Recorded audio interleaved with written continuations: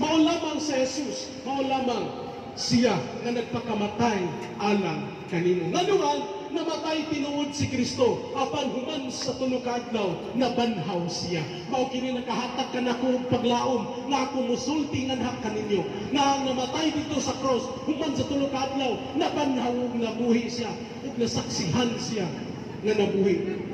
Mga 500 ka mga tao na nakita sa iyang panahon, mga higala, nga nabuhi siya pag-usap. Mao kini ang kamatuoran sa pulong sa Ginoo. Dol ngadto kaniya, hinulsuli ang imong mga kasalanan. Ayaw kahadto. Moingon ka, nakabsa ka sa paglaom, wala na paglaom nga mausap ang imong kinabuhi, nakadungog ko. Higala, nga ningon ang tao, Brad, dili na nako mausap ang atong kinabuhi. Dili na ko kabiyaan ang akong mga bisyo. Sultihan ko ikaw, ako sang giingnan. Nga naman, nahimugso ka nga nagtangad og sigarilyo? Nahimugso ka nga nagtangad og vino?